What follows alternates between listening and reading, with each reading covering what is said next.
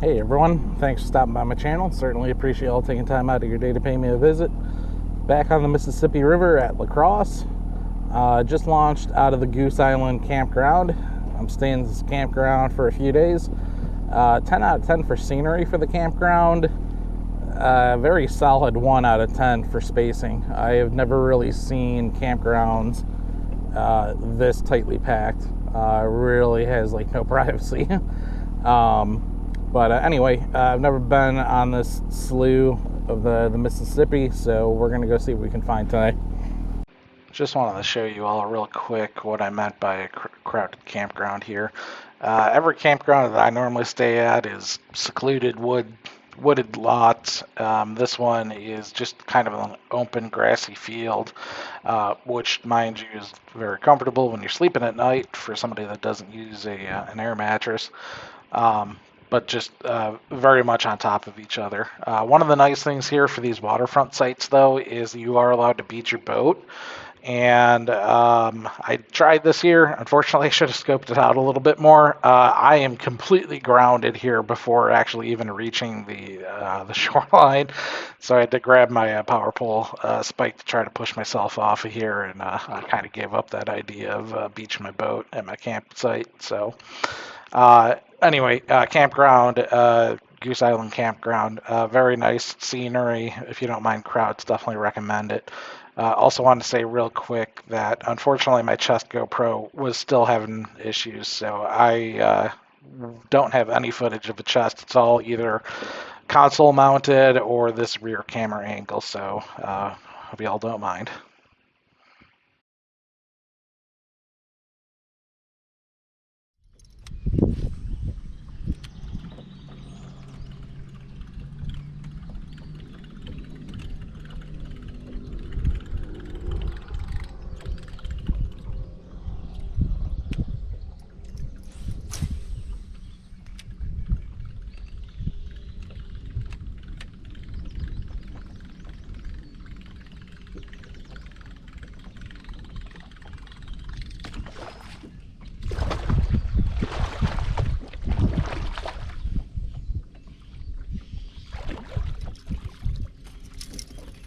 Alright, first fish in the morning on a buzzbait.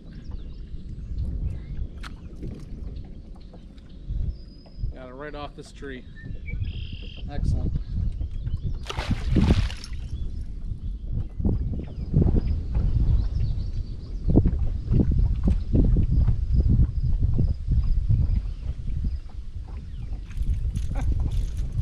Yellow perch. Interesting.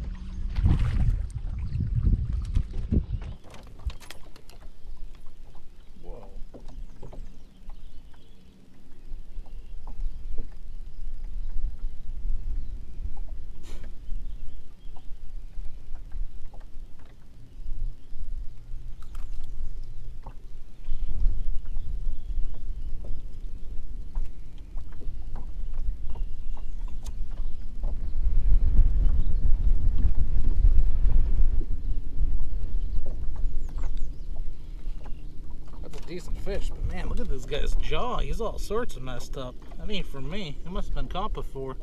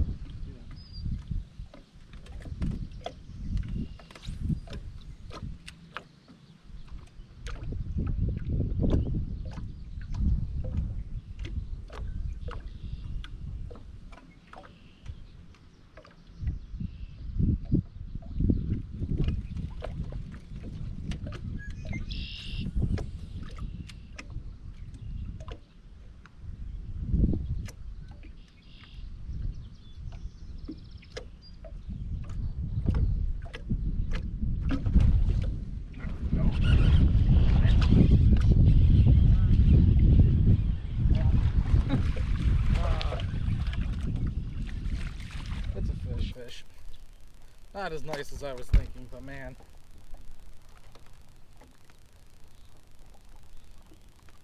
Well, he would have been a keeper at least, I'll tell you. Spent 10-15 minutes trying to catch it.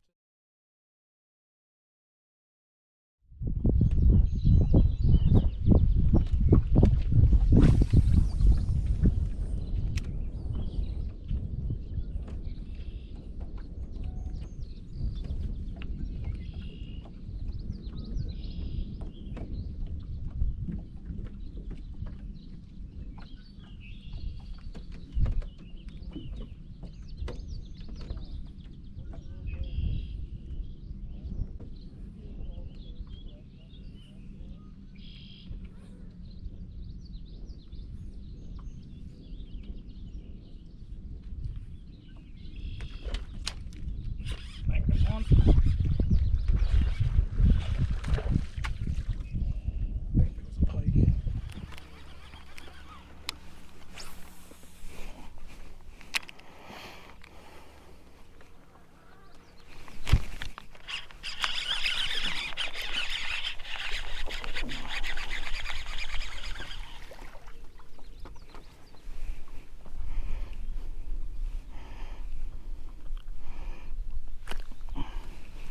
Yeah, not a very big fish, but man, some nice colors on that guy.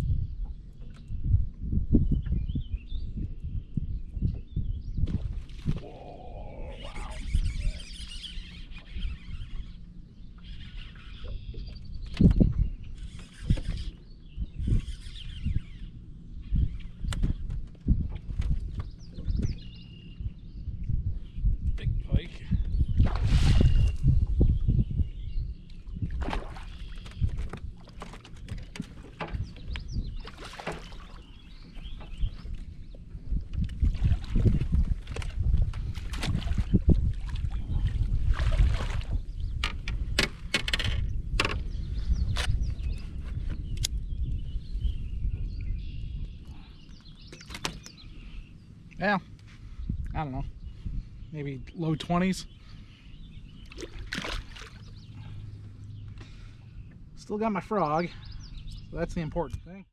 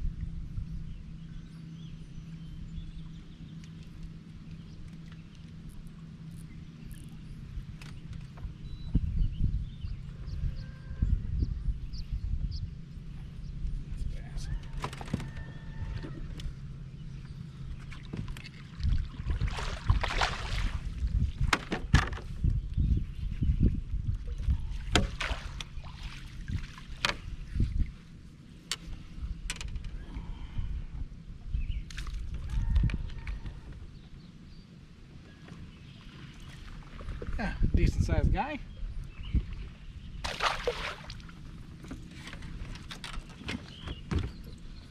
You guys may have noticed I have a different net.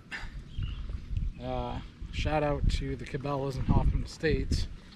They allowed me to return that crappy Bass Pro Shops Gold Series that I bought back in January.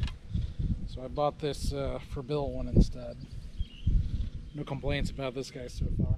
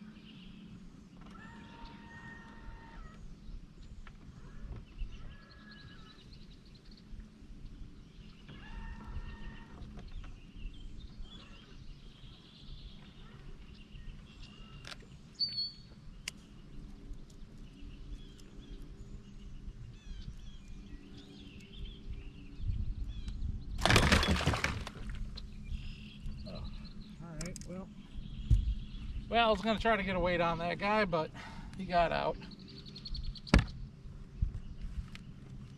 That was the biggest dogfish I've ever caught.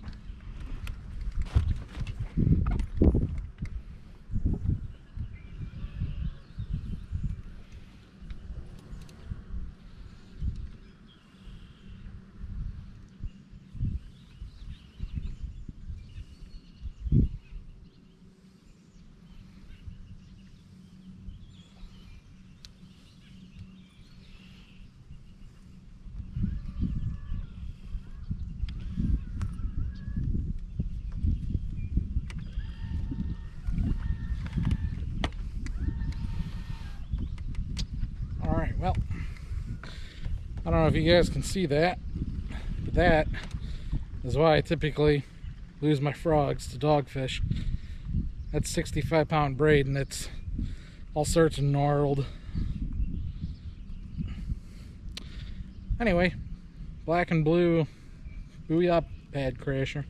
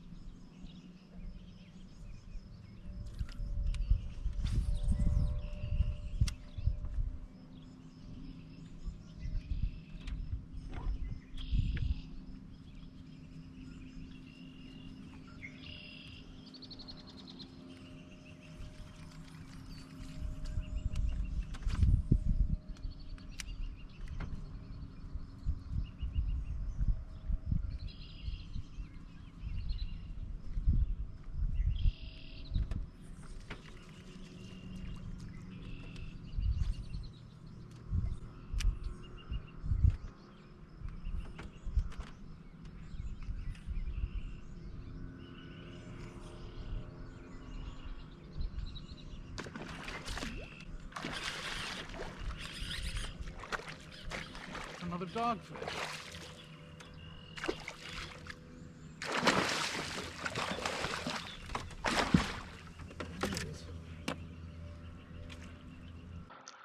I just want to leave a few quick remarks on this. So this is, I think, maybe my fifth dogfish that I've caught this year, maybe a fifth of my entire life.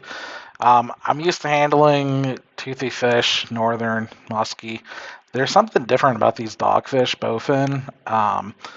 You may have noticed earlier on that last dogfish, I could not, for the life of me, get my fingers under the gill plate. I'm perfectly comfortable handling these toothy fish by the gill plate, but there's something about these bowfin that you'll notice right here. It is such a bear trying to get your fingers underneath their gill plates. Like northern and musky, they have more of an opening, but these bowfin, there's just like no gap for you to get your fingers in there, so it's really difficult. And I made a really stupid mistake here that you may have noticed. So I've got the fish in the net over the side of the water. I'm trying to keep the fish in the water just like a muskie, trying to be respectful of the fish. I stupidly wrapped my fingers around that 65-pound braid, and I don't really know how heavy of a fish this was. I would guess maybe 5 to 7 pounds, somewhere in there. And he just thrashed around so much that braid just sliced right through my finger. It wasn't really like debilitating or anything, but just really painful. So be really careful when you're handling these fish. I have all the right tools. I wasn't being patient, and I wasn't really doing this really smart. This was towards the end of a week-long trip, and I was just almost kind of over it. I don't really know how to best describe it, but just be smart when you're handling these fish, especially these bowfin. So I guess that's all I've got to say on that. These are I've come to appreciate these fish. That's definitely something I would say.